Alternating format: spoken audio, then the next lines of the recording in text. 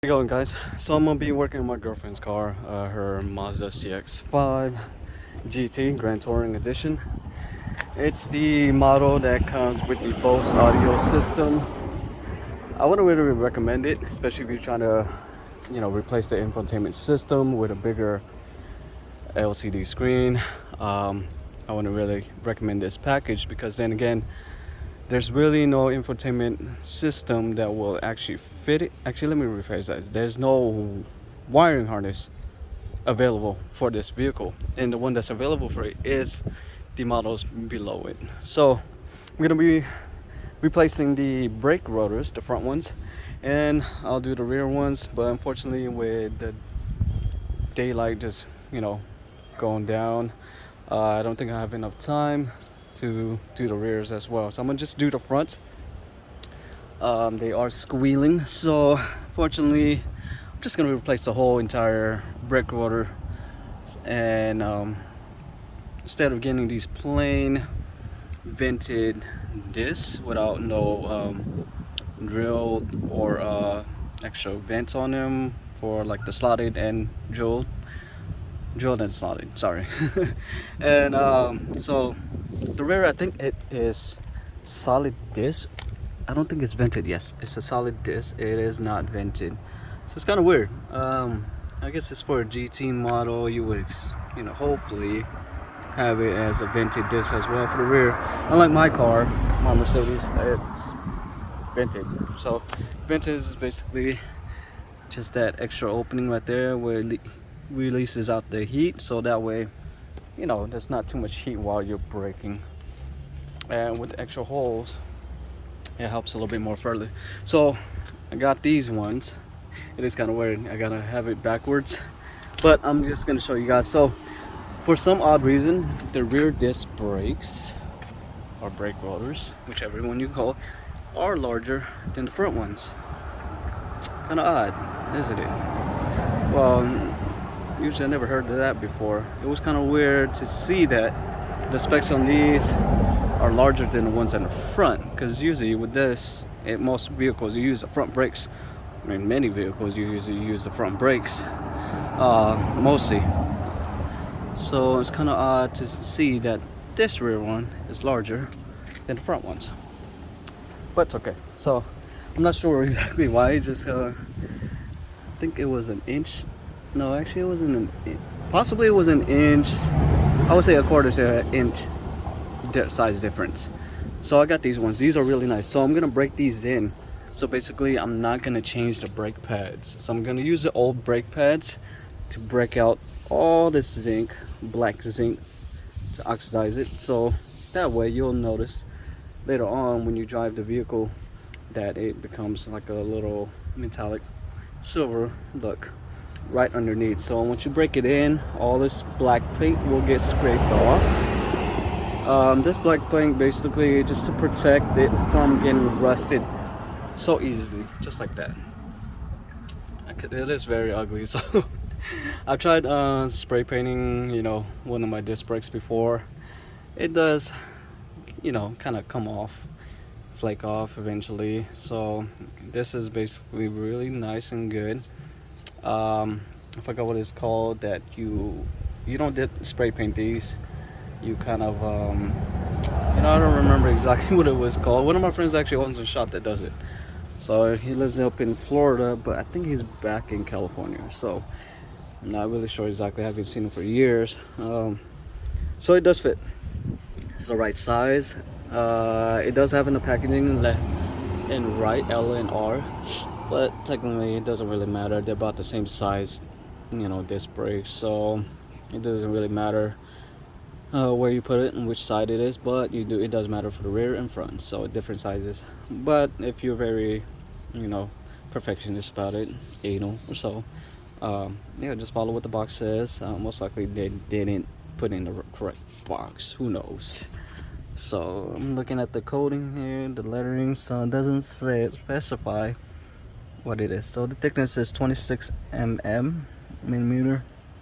So let's see. Yeah, it doesn't specify if this is the front, left side or rear, left side or rear, left or right. I do apologize. So what you're gonna need is basically a brake bar. So it is, for some odd reason, I had to buy this because then you know, with the crossbar it is very difficult. You don't have enough leverage to, you know, loosen up these bolts because these are on there very tight. So I would suggest getting one of these. Very useful. I would say get a, if you want, 1/2 inch. It's more sturdier. It does cost a little bit more. I got a, I think 3/4 adapter on there. So okay, so talk about the bolt that's in the rear to remove the brake caliper. You need a, I think it was 17mm socket. Yes, 17mm socket. It just goes right in tight. So there you go. So you're gonna remove this and the one at the bottom. Where is it? It's right somewhere down here, right here. So you're just gonna remove those, pop it off. You should be able to break this off, break it free. I don't think there's any bolts that's holding it, but let's go see. All right, so I use my breaker bar. Since I have more leverage, it's a lot longer to remove it. So once you do that, it's basically loose. So I'm just gonna use something smaller with a ratchet, which is this guy.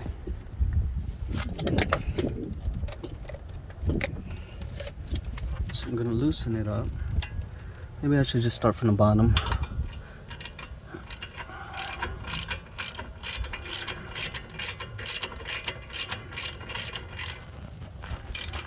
So got the bottom out, I'm gonna get the top. Alright, so I got the top out, which I dropped the bolt, and then move the bottom.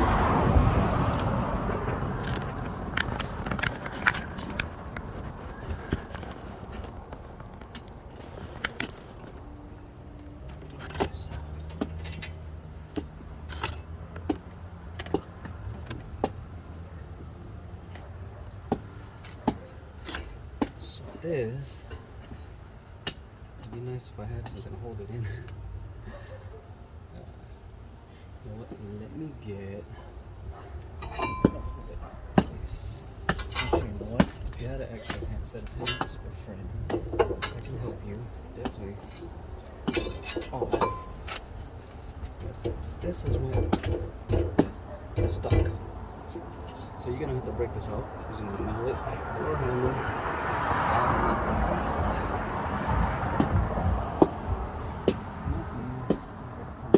Let's check and see. It's a possibility that this might have, because this is electronically locked. So we're gonna release the e-brake on this. Ooh, gotta be very careful with this. That doesn't fall.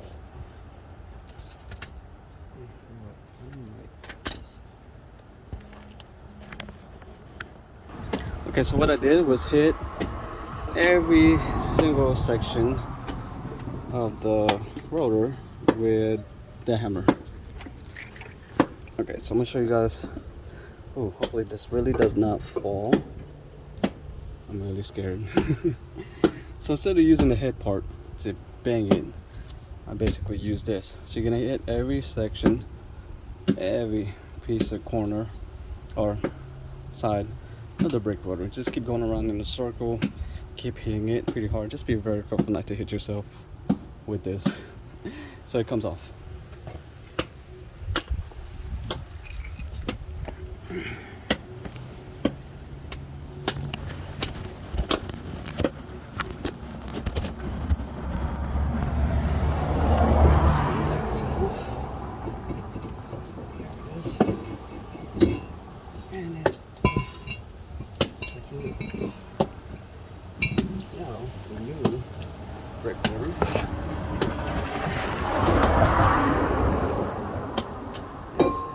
Number two is put where this hole was at, in with where it was. You can kind of see there's a little hole there. Not a hole, but an imprint. An old one. It's kind of hard to zoom in. There we go.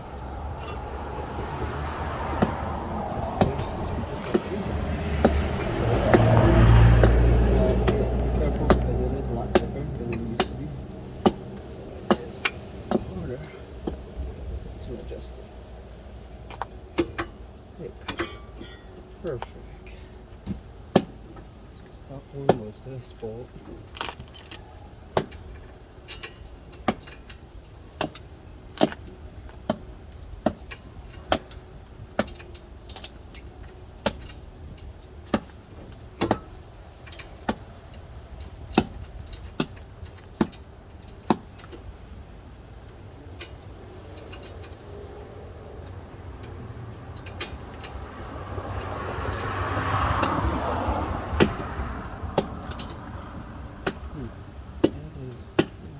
There we go. I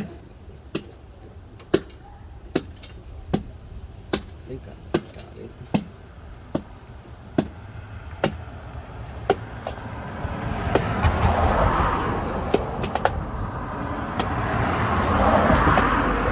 Okay, so you just want to go in. You look at the bottom part first.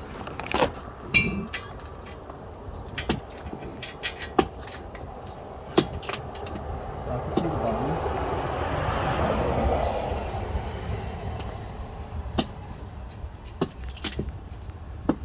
For the top, it's a little soon. So you're gonna have to screw.